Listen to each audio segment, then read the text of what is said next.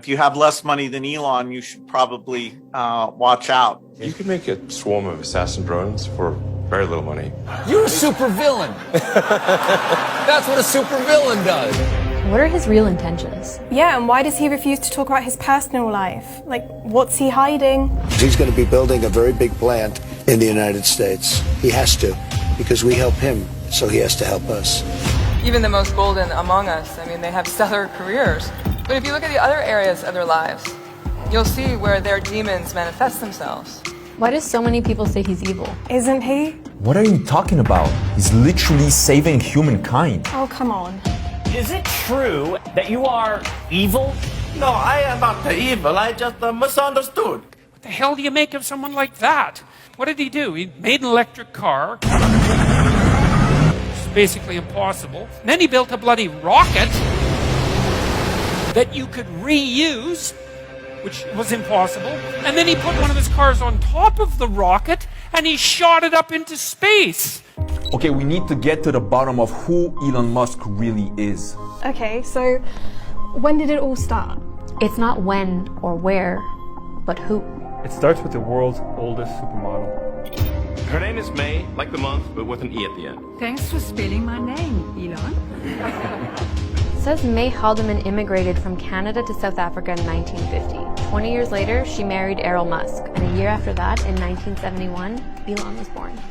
Yeah, he always was very curious, and when he started reading, anything he read, he memorized. I mean, he knew exactly what he'd read.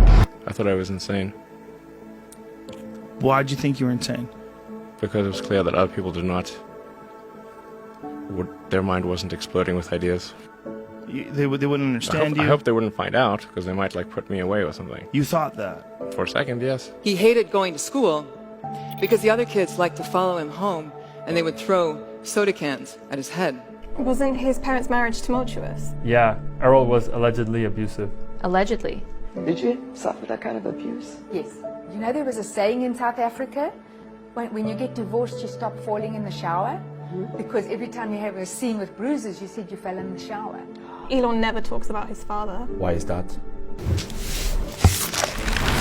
Whenever the topic of Errol arrives, members of Elon's family clam up. They're in agreement that he is not a pleasant man to be around. It was not a happy childhood. My father has serious issues. So he sought refuge in computer games, which got him into coding.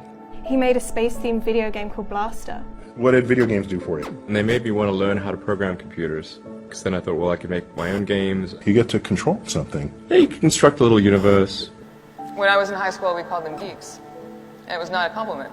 What is a geek? Somebody who is obsessed with learning something, mastering a skill set or a body of knowledge, and would rather do that than develop social skills. I think on Wikipedia it says that I was inspired by my father in terms of technology. This is actually not true. I think that needs to be corrected. He's somewhat of a Luddite, actually, in many respects, particularly computers. He didn't want to buy a computer and refused to use computers and said they would never amount to anything. As far as role models, Neil Armstrong was one of his heroes. That's one small step for man, one giant leap for mankind. Do you think, from your knowledge of the moon, having been there, that it is going to be possible in the foreseeable future to set up scientific bases there on anything like a large scale? Oh, I'm quite certain that we'll have such bases in our lifetime. That, right there, that's what gave Elon his purpose. when I was growing up, I'd read lots of books, and they were very often set in the United States. It seemed like a lot of new technology was being developed in the United States, so I thought, okay, I really want to work on new technology, so I want to get to Silicon Valley. Back in '95, there weren't very many people on the internet, and certainly nobody was making any money at all.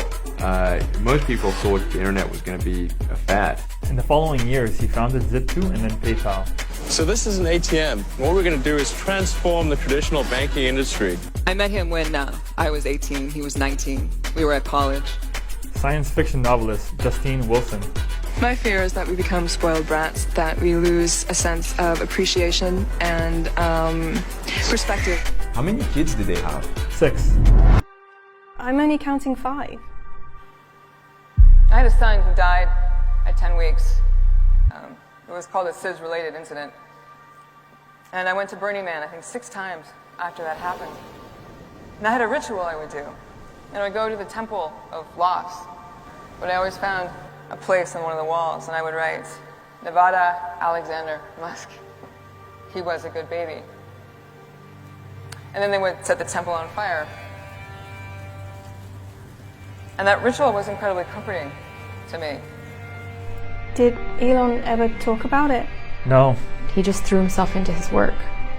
There need to be things that make you look forward to waking up in the morning. You wake up in the morning, you look forward to the day, forward to the future. A future where we are a spacefaring civilization and out there among the stars, I think that's very exciting. We create a parallel world to escape the world that rejects us, or the world that we find too painful to live in. But some people are so good at doing this and master such an amazing skill set that they take their world and they infuse it into our world and they change the world. And these are the people we call visionaries. 2008, the rocket company is not going well. You've had 3 failures. Right. The car company is hemorrhaging money. Yeah. Each month that passes is literally costs us tens of millions of dollars. I mean, we need to appreciate that. And the American economy has tanked in the worst recession since the Great Depression. Right. This is serious. This is a major threat to our economy. Move it there! What was that year like for you? And I'm getting divorced, by the way. Add to that. And then came the betrayal. Who betrayed him? SpaceX's lack of experience bothers some NASA legends, like Apollo astronauts Neil Armstrong and Gene Cernan. But having cut my teeth in rockets more than 50 years ago, I am not confident. Now is the time to overrule this administration's pledge to mediocrity. You know, there are American heroes who don't like this idea.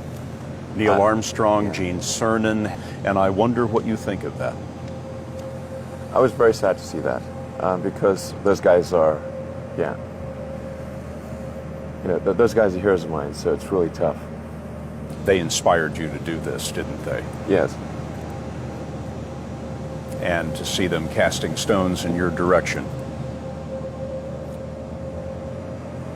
It's difficult. Did you expect them to cheer you on?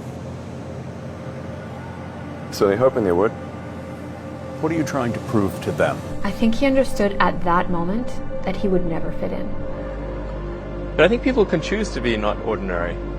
You know, they can choose to not necessarily conform to the conventions that were taught to them by their parents. So yes, I think it's possible for ordinary people to choose to be extraordinary. But the edge can be a very interesting place to be. I mean, it can be lonely and painful and sometimes dangerous, and I don't mean to underplay any of that. But it's also the place where something is in the process of turning into something else. Revolution enters at the edges.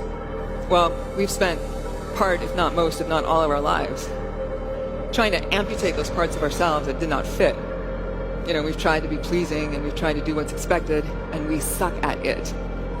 And we eventually reach a point where we realize that we are so depressed or stuck or numbed out that the only way to save ourselves is to figure out how to be ourselves on purpose. Before we call these people visionaries, this is bad. Before they have that kind of success, we have other words for them. We call them, geek or outsider, socially awkward, weird, a little different, odd one out. When critics say you can't do this, your answer to them is, we've done it.